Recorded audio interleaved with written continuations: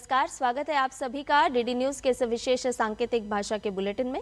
आपके साथ मैं हूं संध्या शर्मा और मेरे साथ है मेरे सहयोगी शरद मुदगल। आइए बुलेटिन की शुरुआत करते हैं हेडलाइंस के साथ।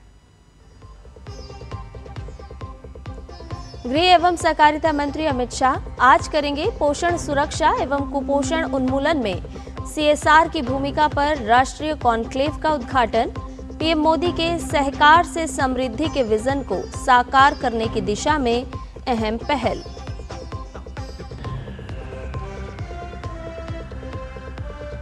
उत्तर प्रदेश में आज चुनाव आयोग करेगा ड्राफ्ट वोटर लिस्ट जारी। ड्राफ्ट लिस्ट जारी होने के बाद वोटर्स अपने नाम, पते और अन्य विवरणों की कर सकेंगे जांच।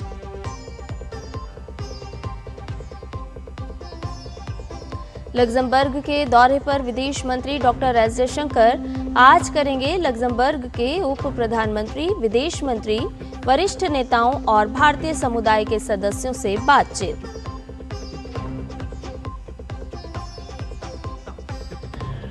वेनेजुएला के उपराष्ट्रपति डेल्सी रोड्रिगेज ने देश के अंतरिम राष्ट्रपति के रूप में ली शपथ। देश के पूर्व राष्ट्रपति मादुरो की हुई कोर्ट में पेशी। निकोलस मादुरो ने खुद को बताया निर्दोष।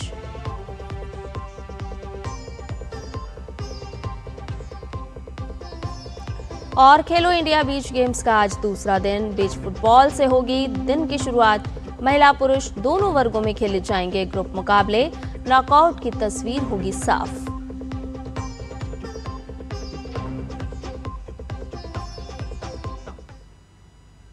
सभी खबरें विस्तार के साथ। केंद्रीय गृह और सहकारिता मंत्री अमित शाह आज नई दिल्ली के विज्ञान भवन में एनडीडीबी फाउंडेशन फॉर न्यूट्रिशन की ओर से आयोजित सीएसआर कॉन्क्लेव का उद्घाटन करेंगे। इस कॉन्क्लेव का विषय है पोषण सुरक्षा एवं कुपोषण उन्मूलन में कॉरपोरेट सामाजिक उत्तरदायित्व की भूमिका। देश में कुपोषण से निपटने और पोषण सुरक्षा को मजबूत करने की दिशा में ये एक अहम पहल है। इस कार्यक्रम का उद्देश्य सरकार, कॉरपोरेट जगत, सहकारी संस्थाओं, अनुसंधान संस्थानों और लाभार्थी संगठनों को एक साझा मंच प्रदान करना है। प्रधानमंत्री नरेंद्र मोदी के सहकार से समृद्धि के दूरदर्शी विजन को आगे बढ़ाते हुए गृह मंत्री अमित शाह भिलाई इस्पात संयंत्र छत्तीसगढ़ की सीएसआर पहल के तहत गिफ्ट मिल्क कार्यक्रम के तीसरे चरण का शुभारंभ करेंगे। इस योजना के अंतर्गत भिलाई इस्पात संयंत्र के खनन क्षेत्रों में स्थित सरकारी विद्यालयों में पढ़ने वाले लगभग 4000 बच्चों को विटामिन ए और डी से फोर्टिफाइड फ्लेवर्ड दूध उपलब्ध कराया जाएगा। इसके साथ ही केंद्रीय मंत्री ने आईडीबीआई बैंक की सीएसआर पहल के अंतर्गत शिशु संजीवनी कार्यक्रम का भी शुभारंभ करेंगे। ये कार्यक्रम महाराष्ट्र के नागपुर जिले के ग्रामीण क्षेत्रों में स्थित आंगनबाड़ी केंद्रों में अध्ययनरत लगभग 3000 बच्चों को पोषण सहायता प्रदान करेगा। विदेश मंत्री डॉक्टर एस जयशंकर लग्जमबर्ग के दौरे पर हैं। विदेश मंत्री यहां लग्जमबर्ग के उप प्रधानमंत्री और विदेश मंत्री जेवियर बेटेल से मुलाकात करेंगे। इसके साथ ही डॉक्टर एस जयशंकर लग्जमबर्ग के वरिष्ठ नेताओं के साथ भी बातचीत करेंगे। इन मुलाकातों का मुख्य उद्देश्य विभिन्न क्षेत्रों में द्विपक्षीय सहयोग को बढ़ाना होगा। विदेश मंत्री लग्जमबर्ग में रह रहे भारतीय समुदाय के सदस्यों से भी मुलाकात करेंगे। विदेश मंत्री की यह यात्रा भारत के लिए बहुत महत्वपूर्ण है। इससे फ्रांस और लग्जमबर्ग जैसे यूरोपीय देशों के साथ भारत के रिश्ते और मजबूत होंगे, खासकर जब भारत यूरोपीय संघ के साथ एक बड़े व्यापार समझौते पर काम कर रहा है। यूपी में आगामी विधानसभा चुनाव की तैयारियां जोरों पर हैं। इसी क्रम में आज एसआईआर की ड्राफ्ट सूची जारी की जाएगी। प्रदेश के कई करोड़ मतदाता एसआईआर प्रक्रिया के दौरान अनमैप्ड रह गए हैं। ऐसे में चुनाव आयोग की ओर से ड्राफ्ट मतदाता सूची के प्रकाशन के बाद भी मतदाताओं के पास अपना नाम मतदाता सूची में शामिल कराने का मौका होगा। चुनाव आयोग की ओर से जारी फॉर्म को भरकर वोटर मतदाता सूची में नाम शामिल कराने का आवेदन कर सकते हैं। यूपी में 4 नवंबर से वोटर लिस्ट के विशेष गहन पुनरीक्षण की प्रक्रिया शुरू की गई थी। अनमैप्ड मतदाताओं को चुनाव आयोग की ओर से नोटिस जारी किया जाएगा। ड्राफ्ट मतदाता सूची के प्रकाशन के बाद जिलों में छुटे मतदाताओं की वास्तविक संख्या का पता चलेगा। वहीं ड्राफ्ट मतदाता सूची के प्रकाशन के बाद दावा आपत्ति की प्रक्रिया शुरू हो जाएगी। मतदाता 6 फरवरी तक अपने दावे आपत्ति जमा कर सकेंगे। पश्चिम बंगाल में मतदाता सूची में गड़बड़ी को लेकर चुनाव आयोग की रिपोर्ट सामने आई है। तृणमूल कांग्रेस महासचिव अभिषेक बनर्जी ने बारुईपुर की सभा में आरोप लगाया था कि 3 जीवित मतदाताओं को मृत दिखाकर ड्राफ्ट मतदाता सूची से हटाया गया। शिकायत के बाद आयोग द्वारा मांगी गई रिपोर्ट में सीओ कार्यालय ने बताया कि ये गलती अनजाने में हुई है। मोनिरुल मुल्ला, हरे कृष्ण गिरी और माया दास के नाम गलती से एएसडी सूची में मृत दर्ज हो गए थे। बूथ स्तर के अधिकारियों ने त्रुटि स्वीकार की और बताया कि मामला सामने आते ही सुधार की प्रक्रिया शुरू कर दी गई है। मोनिरुल और हरे कृष्ण के नाम फॉर्म 6 के जरिए फिर से मतदाता सूची में जोड़ दिए गए हैं। कर्नाटक में राज्य सरकार के खिलाफ भाजपा का विरोध प्रदर्शन जारी है।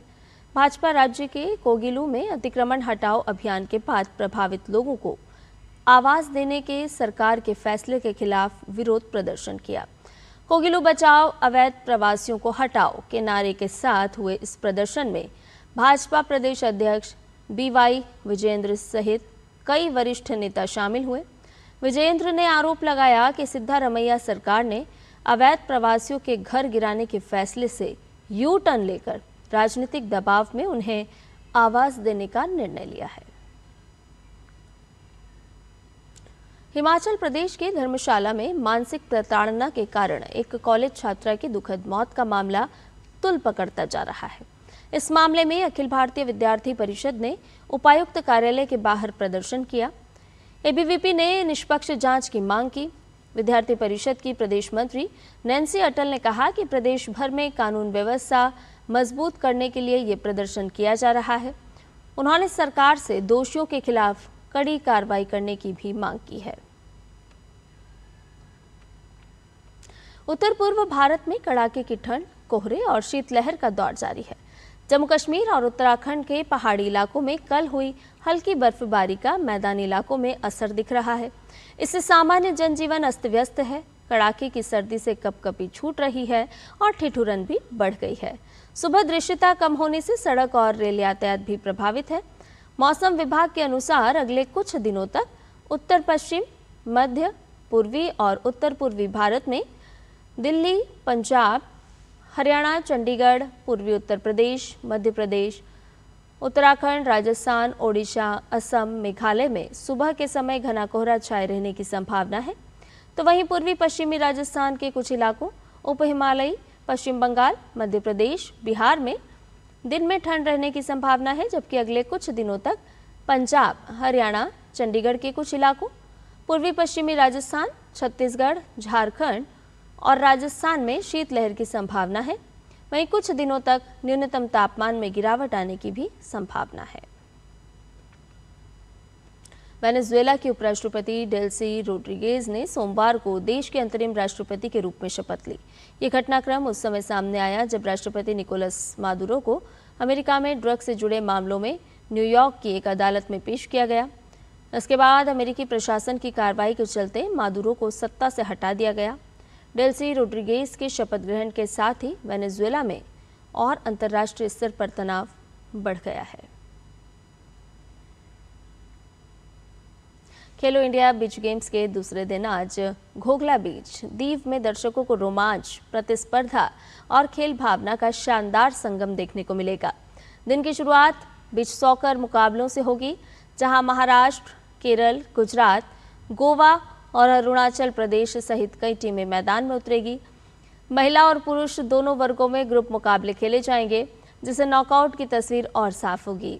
बीच वॉलीबॉल में कोर्ट 1 और कोर्ट 2 पर लगातार मैचों का सिलसिला सुबह से शाम तक चलेगा, जिसमें तमिलनाडु, आंध्र प्रदेश, राजस्थान और गुजरात की टीमें प्रमुख रहेंगी। दूसरे दिन बीच पेंचक सिलाट में पुरुष और महिला वर्ग के क्वालिफाइंग मुकाबले आयोजित किए जाएंगे। शाम के सत्र में बीच कबड्डी के रोमांचक पूल मैच खेले जाएंगे।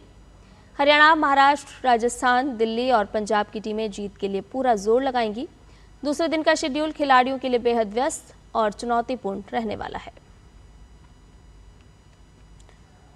श्रेयस अय्यर को विजय हजारे ट्रॉफी के बचे हुए लीग मैच के लिए मुंबई का कप्तान बनाया गया है। श्रेयस अय्यर शार्दुल ठाकुर का स्थान लेंगे, जो चोट के कारण प्रतियोगिता से बाहर हो गए हैं। मुंबई की टीम ग्रुप सी में है। मुंबई का अगला मुकाबला 6 जनवरी को हिमाचल प्रदेश के साथ होना है। इसके बाद मुंबई अपना आखिरी लीग मैच 8 जनवरी को पंजाब के खिलाफ खेलेगी। ये दोनों मुकाबले जयपुर में खेले जाएंगे। श्रेयस अय्यर ने 25 अक्टूबर को ऑस्ट्रेलिया के दौरे पर चोट लगने के बाद से प्रतिस्पर्धात्मक क्रिकेट नहीं खेला है। उनका चयन न्यूजीलैंड के खिलाफ होने वाली वनडे सीरीज के लिए टीम में हुआ है, लेकिन उन्हें सेंटर ऑफ एक्सीलेंस से क्लियरेंस की आवश्यकता है। और हमारे इस विशेष सांकेतिक भाषा के बुलेटिन में फिलहाल के लिए इतना ही। मुझे और मेरे सहयोगी शरद मुदगल को दीजिए इजाजत। नमस्कार।